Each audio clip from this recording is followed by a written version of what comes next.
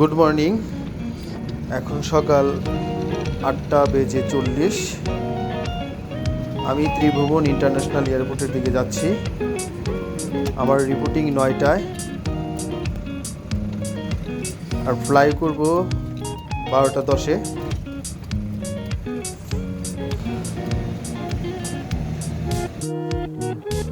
এটা এয়ারপোর্টের গেট, আমরা ঢুকছি।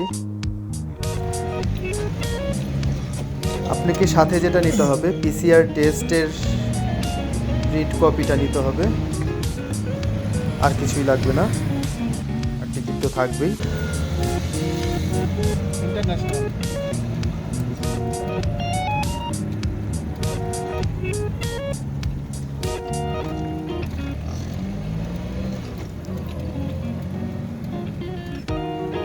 এসে পড়েছি ত্রিভুবন ইন্টারন্যাশনাল এয়ারপোর্ট, কাঠমান্ডু, নেপাল।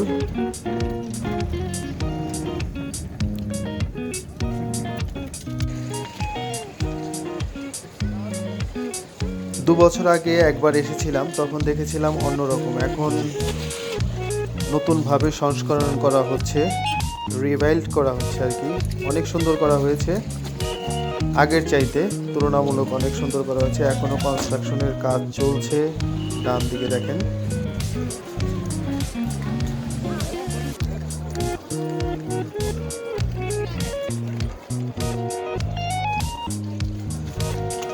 কেউ কেউ এসেছে তাদের আত্মীয় স্বজনদের বিদায় জানাতে।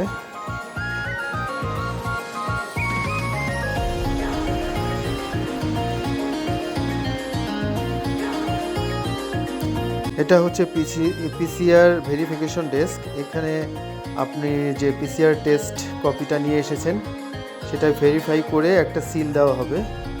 প্রথমে আপনার ডান পাশে এসে, এয়ারপোর্টে ঢুকে ডান পাশে আপনি এই বুথটা পাবেন। ওখান থেকে এরকম একটা সিল দিয়ে দেবে। তারপর এই সিকিউরিটি চেক হয়ে আপনার ব্যাগেজগুলি চেক করবে। চেক হয়ে আপনি চেক ইন বি জোনে ঢুকবেন। সামনে দেখতে পাচ্ছেন বিমানের কাউন্টার।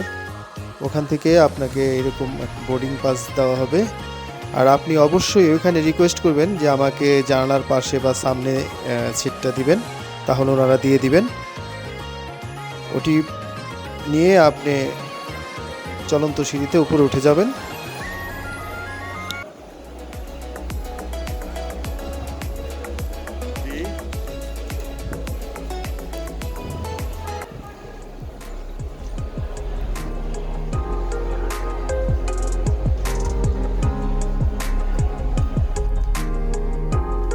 এটা হচ্ছে ইমিগ্রেশন। আমরা ইমিগ্রেশনের ভিতরে ঢুকছি।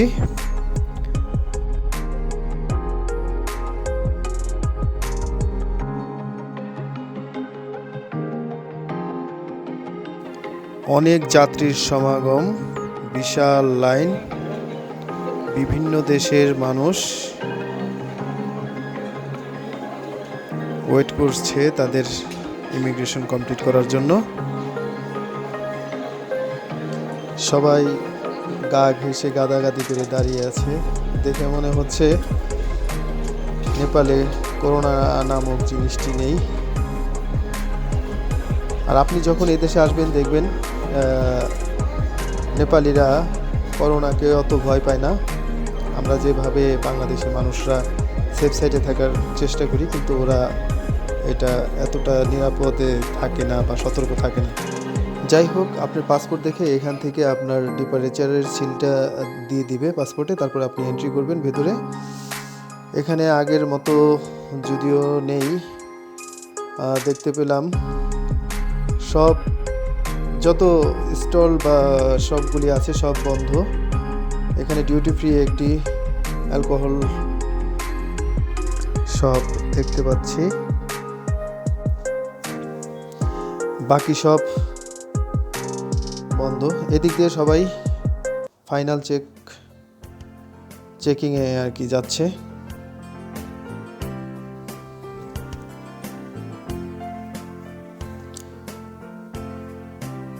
আমি 2 বছর আগে যখন এখানে এসেছিলাম তখন প্রায় সব স্টলগুলি খোলা ছিল। কফি শপ, ব্রেকফাস্টের ব্যবস্থা ছিল, অনেক ধরনের চকলেট, গিফট আইটেম, অনেক কিছু ছিল। সবই এখন বন্ধ বিকজ অফ করোনা প্যান্ডামিক। কারণ সবগুলি হয়তো চলে না, দ্যাটস ওয়াই এগুলো সব বন্ধ রেখেছে।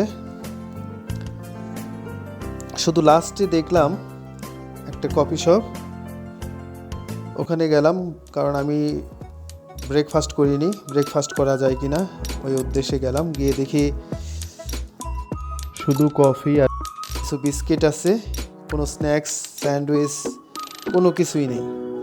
আপনারা হোটেল থেকেই ব্রেকফাস্ট করে আসার চেষ্টা করবেন, কারণ এয়ারপোর্টে বর্তমানে কোনো কিছুই ব্রেকফাস্ট করার মতো কিছু নেই।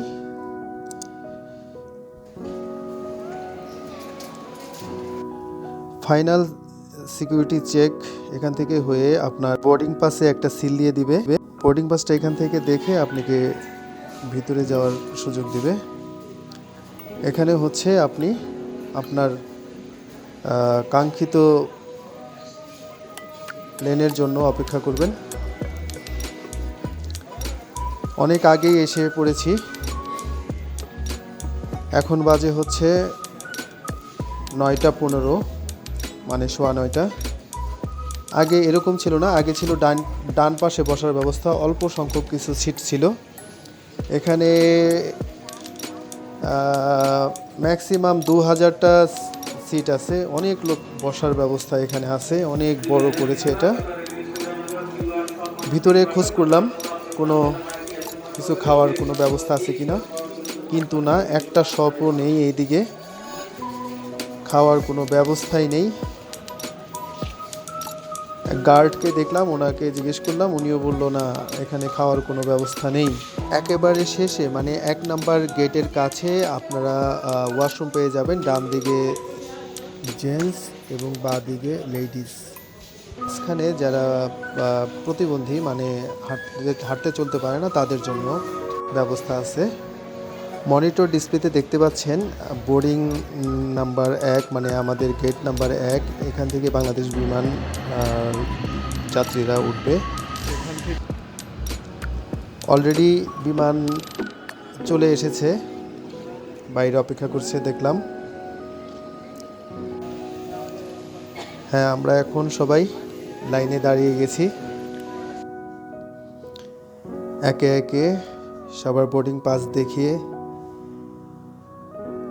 বাইরে বাস রাখা আছে, সে বাসে উঠে পড়লাম।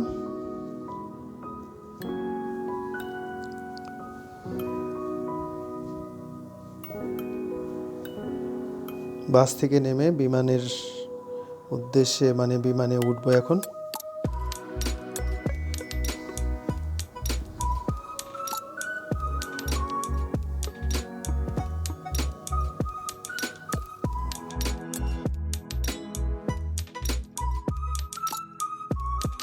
আমার সিট নাম্বার হচ্ছে 8A, মানে জানালার পাশে। এখানে বিমান ক্রুকে দেখছি, উনি একটা হেলথ ফর্ম দিচ্ছেন। এই হেলথ ফর্মের মধ্যে আসলে ফিল আপ করতে হবে আপনি অসুস্থ ছিলেন কিনা, জ্বর ছিল কিনা, ঠান্ডা ছিল কিনা, আপনার কোনো সঙ্গী সাথে ছিল কিনা এবং তার জ্বর ঠান্ডা কোনো সমস্যা ছিল কিনা, আপনি সব কিছুতেই নাতে টিক দিবেন। এটা আবার বাংলাদেশ এয়ারপোর্টে দেখাতে হবে। যাই হোক, আমরা যাত্রা শুরু করেছি। আমাদের বিমানটি রানওয়েতে চলে এসেছে, এখন ফ্লাই করবে ইনশাল্লাহ।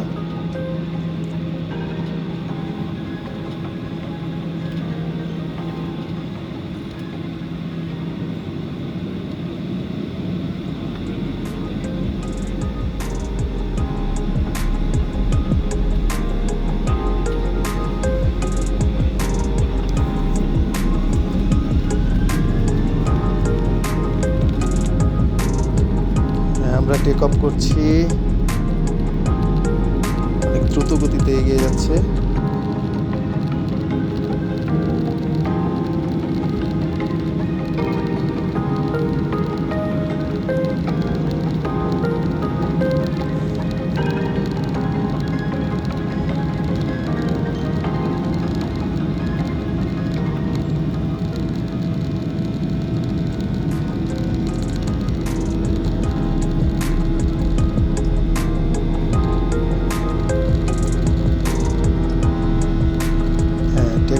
আছে। ওয়াও, সুন্দর দৃশ্য। আসলে উপর থেকে পৃথিবীটাকে দেখার যে মজাটা, সেটা আসলে অন্যরকম একটা অনুভূতি। সব ছোট ছোট হয়ে গেছে, শহরগুলো, বিল্ডিংগুলো সব আস্তে আস্তে ঝাপসা হয়ে যাচ্ছে।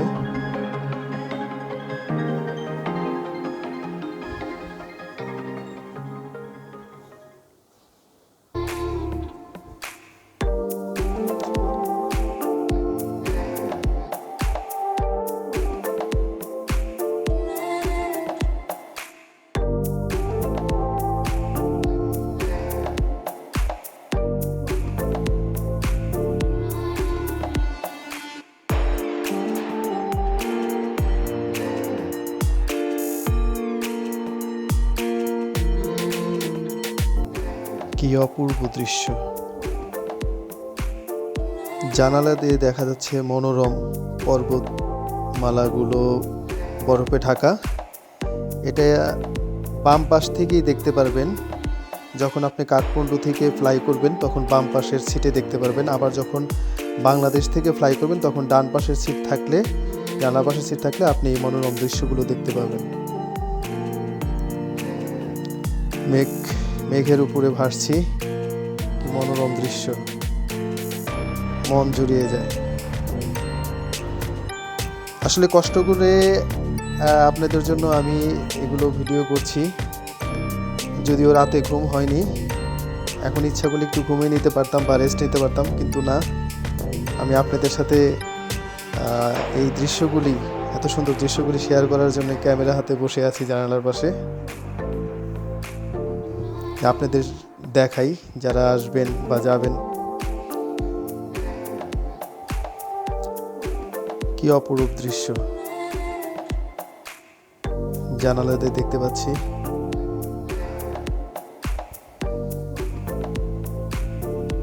আসলে এরকম দৃশ্য মনটা খুব ভালো করে দেয়।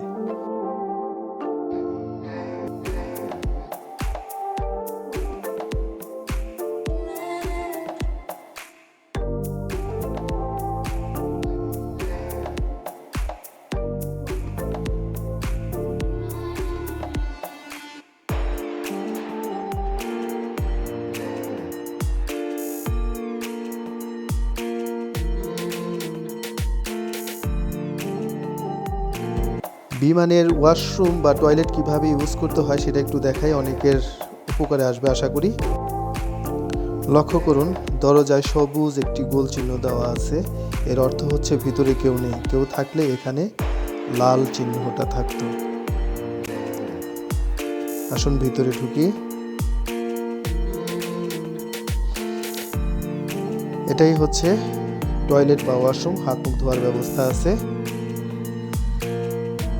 টিস্যু আপনারা ইউজ করবেন।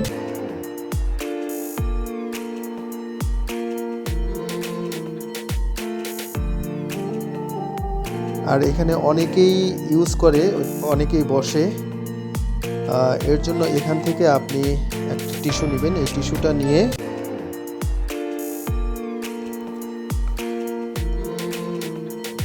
খুলে নেবেন, ভাঁজ করা থাকে টিস্যুটি।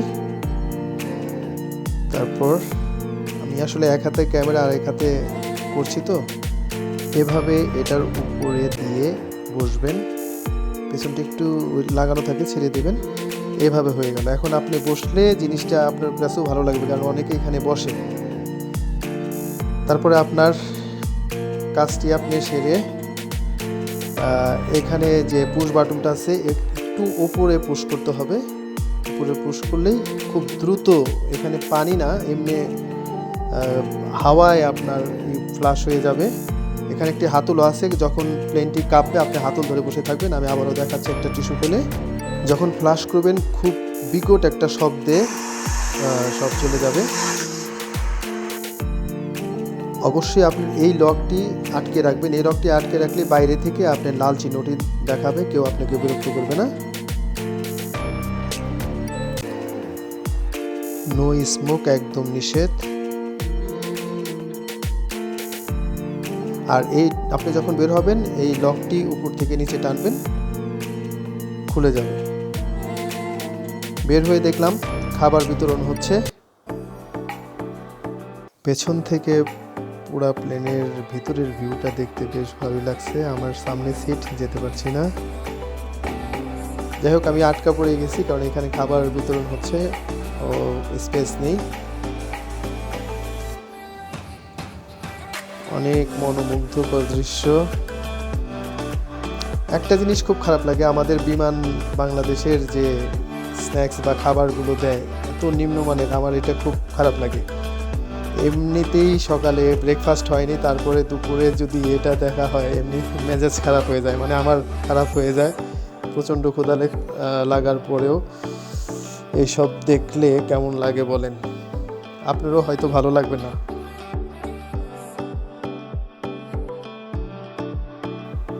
যাই হোক, তারপরও আমাকে খেতে হলো কারণ পেটে প্রচণ্ড ক্ষুধা। আমাদের বিমানটি দ্রুত গতিতে এগিয়ে চলছে। ভেসে ভেসে আকাশে ভেসে ভেসে আমরা উড়ে চলছি। আমরা ঢাকায় চলে এসেছি, প্রায় কিছুক্ষণের মধ্যেই বিমানটি ল্যান্ড করবে।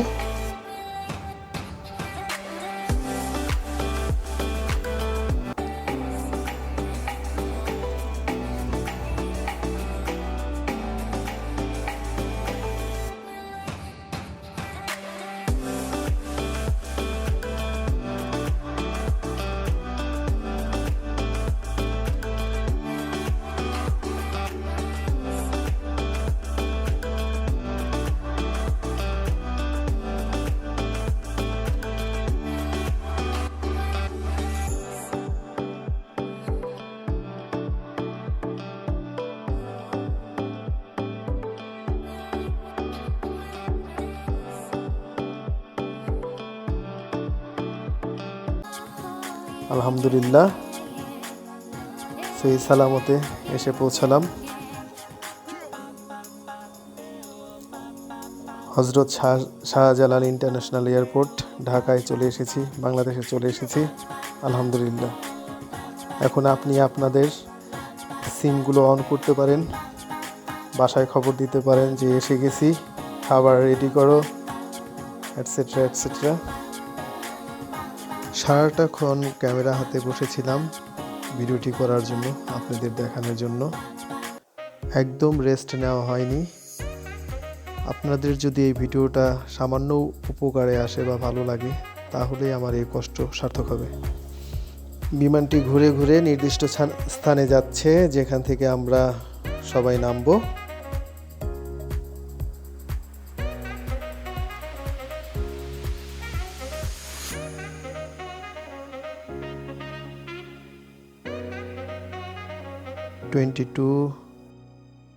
আমাদেরটা 20-তে থেমেছে। এবার নাম্বার পালা, আমরা সবাই নামছি। বাংলাদেশে এসে পৌঁছেছি, সবাই নামছে।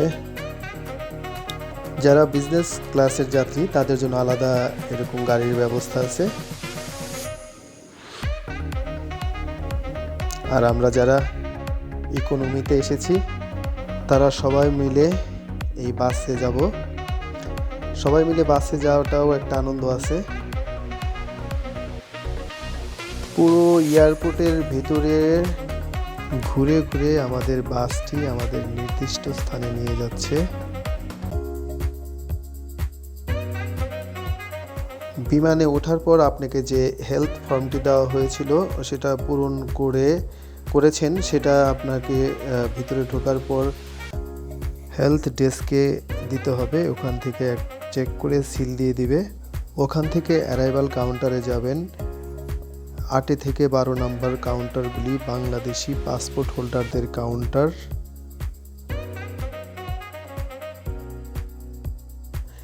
এখানে আপনার পাসপোর্ট দেখে অ্যারাইভাল সিলটা দিয়ে দিবে। এখানে অ্যারাইভাল সিলটা আছে কিনা সেটা চেক করে দিবে। আপনি মনিটরে দেখতে পাবেন আপনার লাগেজগুলো কত নাম্বার বিল্ডে আসবে। এখানে 2 নাম্বার দেখাচ্ছে, এটাই 2 নাম্বার। অপেক্ষা করি আমার লাগেজের জন্য। পুরোটা সময় জুড়ে ক্যামেরা হাতে ছিলাম আপনাদের ডিটেলস জানানোর জন্য। যদি সামান্য উপকারও এসে থাকে বা ভালো লাগে, তাহলে আমার সকল কষ্ট সফল হবে।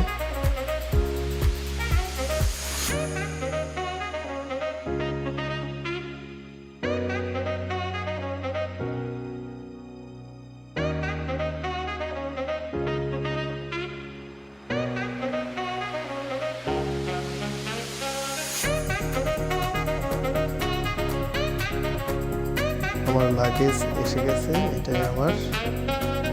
এখন বাসায় যাব। সবাই ভালো থাকবেন, আমার জন্য দোয়া করবেন।